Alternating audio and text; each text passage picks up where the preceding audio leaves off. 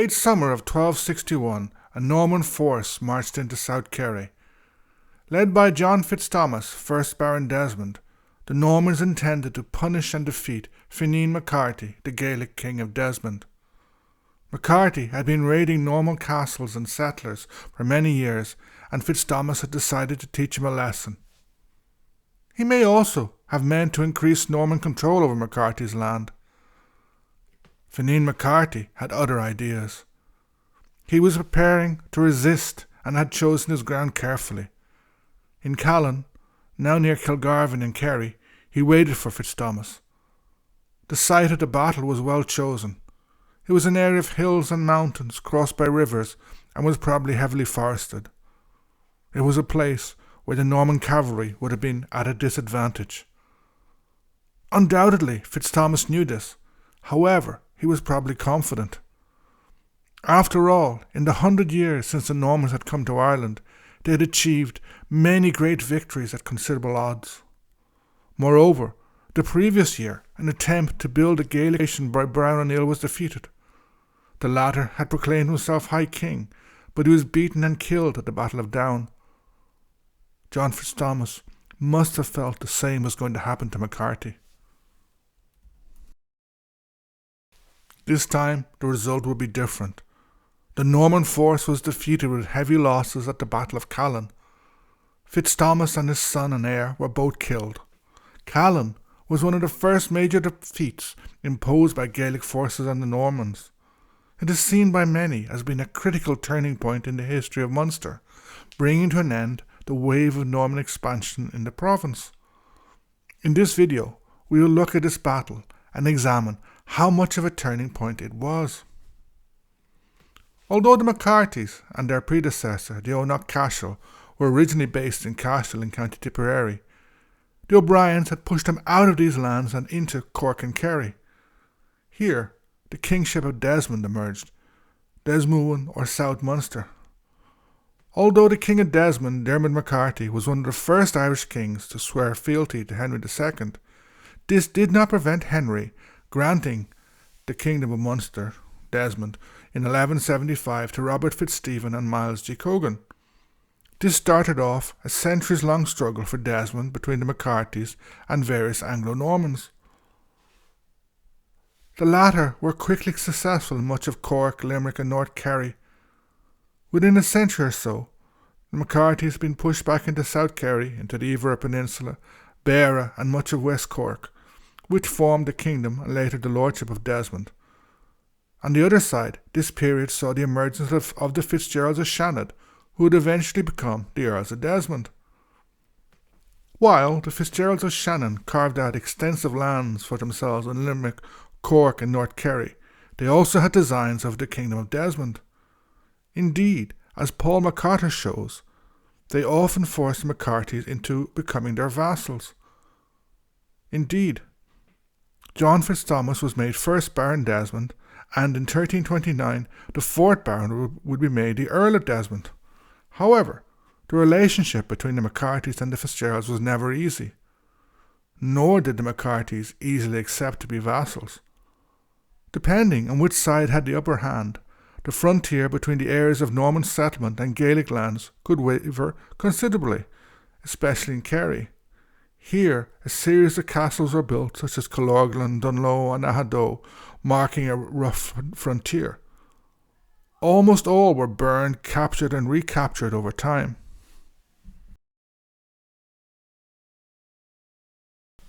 Paul McCarter also shows that the Shannon Geraldines followed a policy of supporting, quote, the lordship of one segment of the royal house of MacCarthy against all others, in return for which this line of kings of Desmond acknowledged the lordship of the Shannon Geraldines and paid a substantial chief rent, as did the subservient native septs, as incident of vassalage, end quote. As an example of this, America says that in 1211 there was a Norman attempt to interfere in the kingship of Desmond. Although this was unsuccessful in putting the desired candidate in power, it did successfully cause strife within the MacCarthys, which benefited the Normans. In 1247, after the death of Cormac Fionn MacCarthy, the Geraldines supported the candidacy of son Donal Rua. even killing a rival candidate, Donald God Carbarach, Cormac Fion's brother. Once again, this triggered considerable strife among the MacCarthy, as Donald God's son Finghín soon emerged on the scene. He would prove to be a very talented leader, causing considerable trouble to the Geraldines. However, it's worth noting that the Shannon Geraldines were not the only Normans interfering in Desmond. The Cogans also did so. But these supported different branches of the MacCarthys.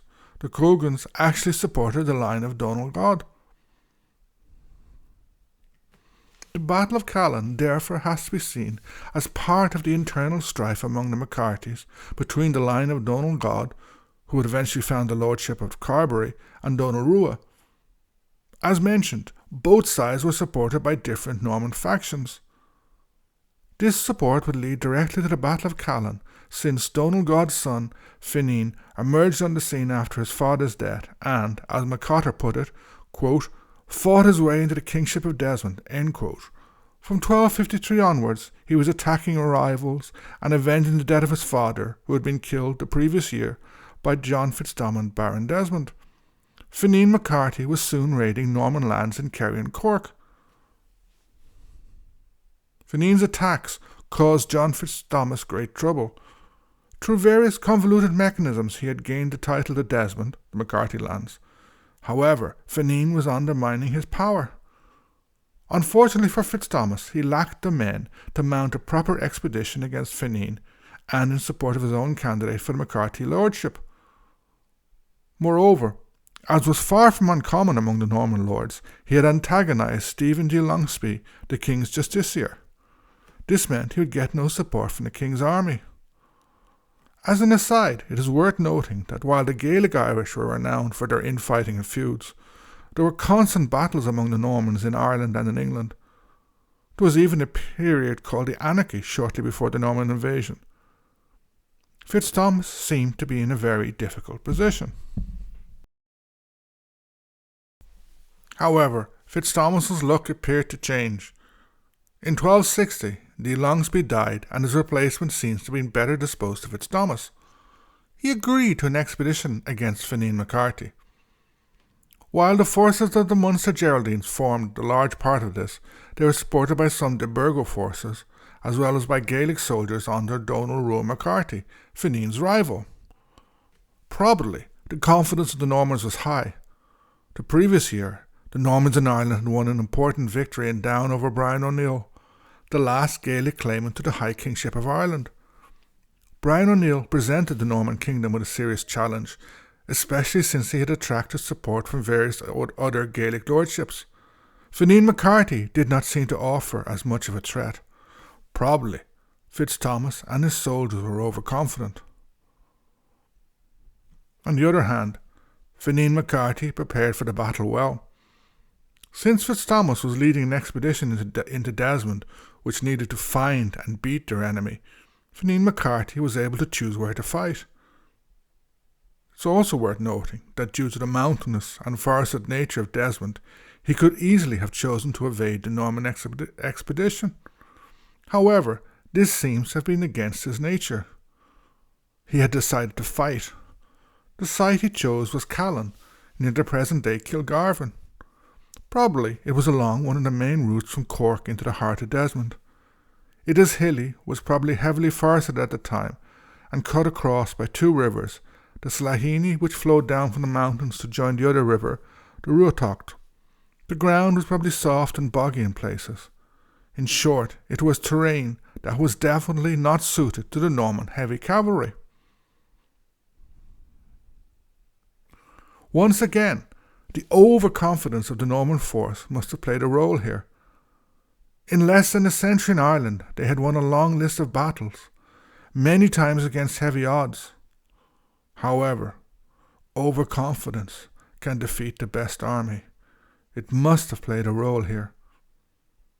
In late summer 1261, FitzThomas's force marched into the hills that marked the present-day border between Cork and Kerry.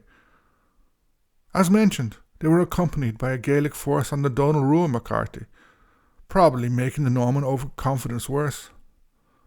Finghín MacCarthy was waiting for them at Callan, undoubtedly at a place that suited the Gaelic style of warfare. This probably involved skirmishing and constant attacks along the Norman column, preventing the latter from forming up and taking advantage of their cavalry to win a victory. Unfortunately, we know little about the battle itself. In fact, we know nothing except for its outcome. The Normans were disastrously defeated with a large number of casualties. Among the dead were FitzThomas and his son and heir Maurice, and, according to the annals of Connacht and Lough 8 barons and 15 knights, as well as numerous soldiers. Lord Barry may also have been among the dead. Finghín followed up his victory by raiding Cork and Kerry. He burned Kilgarven, Dunloe, Macroom, and numerous other Norman strongholds. However, he got carried away and raided deep into Cork, into what is now Kinsale. He reached the De Courcy stronghold at Ringroan, also called Castle Park. De Courcy offered terms. Finghín refused. This led to a battle between Finghín and Miles de Courcy, in which Finghín was killed. Incidentally, Ringroan Castle played a part in the Battle of Kinsale a few hundred years later, when it was called Castle Park. Finghín was replaced by his brother Cormac. Cormac continued the struggle. However, the following year he was killed in what the Irish annals claim to have been another Irish victory over de Burgo, called Mac William de Burgo by them. Cormac in this battle is said to have killed Gerald Roach, the third best baron in Ireland, according to the annals of Lough. The annals of Inishfallen say that many Normans were killed, but Cormac was the only casualty on the Gaelic side. The annals of Lough differ, saying that many died on both sides. However, both claim victory for the Gaelic forces. If they did win this battle, it was a Pyrrhic victory. It is said to have been fought on Mangerton Mountain, south of Killarmy, in a place called Tureen Cormac, the field or the pasture of Cormac. This is around 240 metres high and in difficult ground, an odd place for an Irish battle at the time.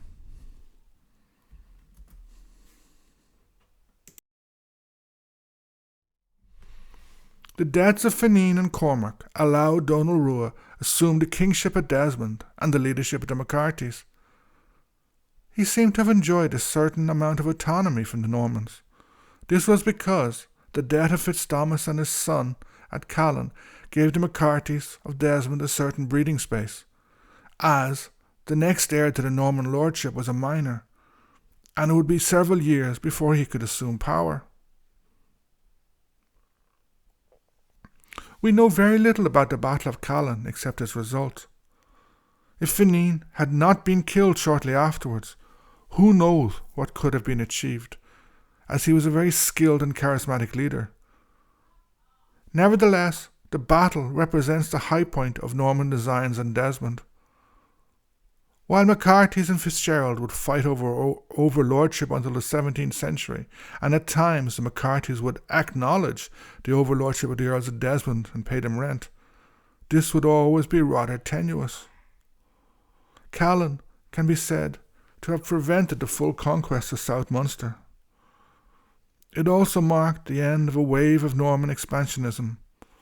The shock of the defeat and the vacuum it left for several years in the Fitzgerald lordship marked the end of this wave. The energy for conquest that had previously existed was dissipated. There would still be much fighting left to do, but a balance between MacCarthy and Fitzgerald had been achieved. The Battle of Callan was undoubtedly a victory for Finghín MacCarthy.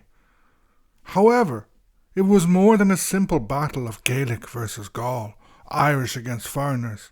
It was, as MacArthur points out, part of an internal MacCarthy struggle. Finghín MacCarthy, or more generally, the descendants of Donal God Carbarach, against Donal Rua MacCarthy. FitzThomas's aim was to defeat Finghín and instate Donal Rua as a friendly king of Desmond, leaving the latter as his vassal. However, the result of the battle had some rather unintended or unexpected consequences. On the one hand, The death of FitzThomas and his son left the Shannon Geraldines in a very weak position due to the absence of a lord for many years. On the other hand, the deaths of Finghín and his brother Cormac over the following year resulted in the Carbarach MacCarthys losing dominance over Desmond. The unexpected winner of the MacCarthy conflict was Donal Rua, who became the new king of Desmond due to the death of his rivals, though the Carbarach MacCarthys would soon form their own lordship, which became known as Carbery. Finghín's victory also left Donal Rua in a more powerful position. In summary, while the battle was not exactly Gaelic against Gaul, it resulted in a strengthened MacCarthy lordship and weakened Geraldines. It also had an important long-term effect, notably ensuring that the kingdom or lordship of Desmond would not be swallowed by the Geraldines. Thanks for watching the video. I hope you enjoyed it. Feel free to comment below.